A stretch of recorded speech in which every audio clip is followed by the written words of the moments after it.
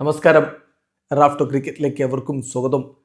ഇന്ത്യയും സൗത്ത് ആഫ്രിക്കയും തമ്മിലുള്ള 3 മത്സരങ്ങളുടെ ഏകദിന പരമ്പരയിലെ രണ്ടാമത്തെ മത്സരത്തിൽ സൗത്ത് ആഫ്രിക്കയ്ക്ക് വിജയം.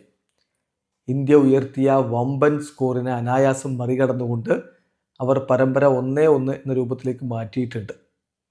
ഇനിയിപ്പോൾ അവസാന മത്സരം ആര് വിജയിക്കുന്നുവോ അവർക്ക് പരമ്പര ലഭിക്കും.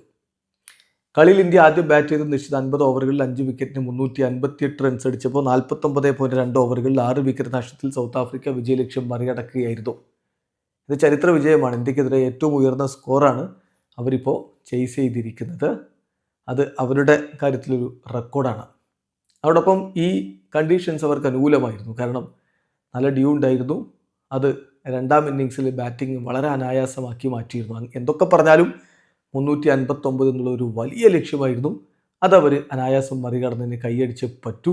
ഇന്ത്യൻ ഇന്നിങ്സിൽ വിരാട് കോഹ്ലിയും ഋതുരാജ് ഗെയ്ക്വാദുമായിരുന്നു ഹീറോകളെങ്കിലും മറുഭാഗത്ത് ഈഡൻ മർക്രം തന്നെയാണ് വീണ്ടും പ്രകടനം നടത്തിയത്. പിന്നെ ഡേവിഡ് ബ്രവിസിൻ്റെ ബാറ്റിൽ നിന്ന് 5 സിക്സറുകളാണ് പിറന്നത്. അദ്ദേഹത്തിൻ്റെ വെടിക്കെട്ടും അവർക്ക് അനുകൂലമായിട്ട് മാറി. പിന്നെ ടോണി ഡി ജോർസി പരിക്കേറ്റ് പുറത്തു പോകുമ്പോൾ ഇന്ത്യക്ക് അതൊരു ചെറിയ പ്രതീക്ഷ നൽകിയിരുന്നെങ്കിലും പിന്നാലെ കേശവ് മഹാരാജ് എത്തി കോർവിൻ ബോഷിന് ശക്തമായ പിന്തുണ കൊടുത്തതോടുകൂടി അവർ വിജയം ഉറപ്പാക്കുകയായിരുന്നു. മത്സരത്തിൽ ആദ്യം ബാറ്റ് ചെയ്ത ഇന്ത്യക്ക് വേണ്ടി നോക്കി ഇന്ത്യക്ക് വീണ്ടും ടോസ് ലഭിക്കാതിരിക്കുകയാണ്. സോ ഇന്ത്യക്ക് ആദ്യം ബാറ്റ് ചെയ്യേണ്ടി വന്നു. ആദ്യം ബാറ്റ് ചെയ്ത ഇന്ത്യക്ക് വേണ്ടി ഓപ്പൺ ചെയ്ത ജയ്സ്വാളും രോഹിത് ശർമ്മയും 40 റൺസിൻ്റെ കൂട്ടിയിട്ടുണ്ടാക്കി. 5ാമത്തെ ഓവറിൽ രോഹിത് ശർമ്മ മടങ്ങുമ്പോൾ 8 പന്തുകളിൽ നിന്ന് 3 ഫോറുകളുടെ സഹായത്തോടെ 14 റൺസാണ് അടിച്ചിരുന്നത്. യശസ്വി ജയ്സ്വാൾ 38 പന്തുകളിൽ നിന്ന് 22 റൺസ് അടിച്ചു.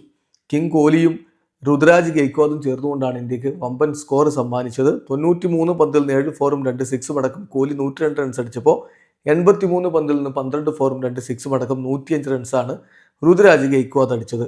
രാഹുലിൻ്റെ വെടിക്കെട്ടാണ് അവസാനം ഇന്ത്യക്ക് മോശമല്ലാത്ത, അതായത് ഒരു വമ്പൻ സ്കോർ സമ്മാനിക്കുന്നത്. പക്ഷേ ആ പിച്ചിൽ അത് മതിയാവുമായിരുന്നില്ല എന്നുള്ളത് പിന്നീട് തെളിഞ്ഞു. പ്രത്യേകിച്ച് ഡ്യൂ രണ്ടാം ഇന്നിങ്സിൽ ഉണ്ടാകുമ്പോൾ 43 പന്തിൽ നിന്ന് 6 ഫോറും 2 സിക്സും അടക്കം 66 റൺസാണ് രാഹുൽ അടിച്ചത്. വാഷിംഗ്ടൺ ഒരു റൺസുമായിട്ട് റൺഔട്ട് ആയപ്പോൾ രവീന്ദ്ര ജഡേജ 24 റൺസുമായിട്ട് പുറത്താകാതെ നിന്നു. സൗത്ത് ആഫ്രിക്കയ്ക്ക് വേണ്ടി മാർക്കോ എൻസൺ 10 ഓവറിൽ 63 റൺസിന് 2 വിക്കറ്റ് എടുത്തപ്പോൾ ലുങ്കി എങ്കീഡിയും നാന്ദ്രെ ബർഗറും ഓരോ വിക്കറ്റുകൾ വീഴ്ത്തി.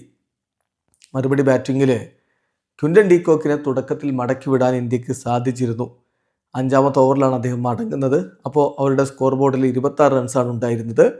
എന്നാൽ വളരെ ചെറിയ സ്കോർ 8 റൺസ് 11 പന്തിൽ 8 റൺസുമായിട്ട് ക്യൂഡിക്ക് മടങ്ങി. ഹർഷ്ദീപ് സിംഗ് ആണ് അദ്ദേഹത്തെ മടക്കി വിട്ടത്. പക്ഷേ ഈഡൻ മർക്രമും ടംബ ബൗമയും ചേർന്നുകൊണ്ട് അവരുടെ ഇന്നിങ്സിനെ മുന്നോട്ട് കൊണ്ടുപോയി.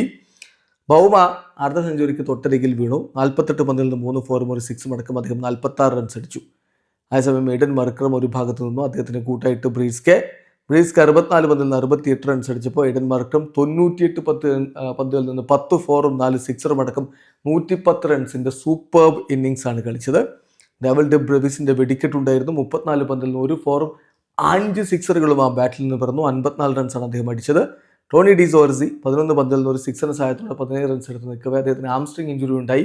അദ്ദേഹം ആദ്യം വൈദ്യസഹായമൊക്കെ തേടി തുടരാൻ ശ്രമിച്ചു. പക്ഷേ കളിക്കാൻ കഴിയില്ലെന്ന് കണ്ടപ്പോൾ അദ്ദേഹം പിന്നീട് മടങ്ങി പോവുകയായിരുന്നു. കോർവിൻ ബോഷിനൊപ്പം കേശവ് മഹാരാജ് എത്തിയാണ് മത്സരം ഫിനിഷ് ചെയ്തത്. 15 പന്തിൽ 4 ഫോറുകളുടെ സഹായത്തോടെ ബോഷ് 29 റൺസുമായിട്ടും കേശവ് മഹാരാജ് 14 പന്തിൽ നിന്ന് 10 റൺസുമായിട്ടും പുറത്താകെ നിന്ന് അവരെ വിജയത്തിലേക്ക് കൊണ്ടുപോവുകയായിരുന്നു. ഇന്ത്യൻ ബൗളിങ്ങിൽ ഹർഷ്ദീപ് സിംഗ് 10 ഓവറിൽ 54 റൺസ് 2 വിക്കറ്റ് എടുത്തപ്പോൾ പ്രസിദ്ധ് കൃഷ്ണ 8.2 ഓവറിൽ 85 റൺസ് വിട്ടുകൊടുത്തു, 2 വിക്കറ്റുകൾ വീഴ്ത്തി. ഹർഷിത് റാണ 10 ഓവറിൽ 70 റൺസ് 1 വിക്കറ്റ് എടുത്തപ്പോൾ കുൽദീപ് യാദവ് 10 ഓവറിൽ 78 റൺസിലാണ് 1 വിക്കറ്റ് എടുത്തത്. എന്തായാലും ഇനിയിപ്പോൾ ഒരു മത്സരം ബാക്കിയുണ്ട്. ആ കളി വിജയിക്കുക എന്നുള്ളതാണ് പരമപ്രധാനം. ആ കളി ഡിസംബർ 6 നടക്കും. അത് വിജയിച്ചുകൊണ്ട് ടീം ഇന്ത്യക്ക് പരമ്പര പിടിക്കാൻ പറ്റട്ടെ. വീഡിയോ അവസാനിക്കുന്നു. ക്രിക്കറ്റ് ലോകത്തെ കൂടുതൽ വിശേഷങ്ങളുമായി റാഫ് ടോക്സ് എത്താം.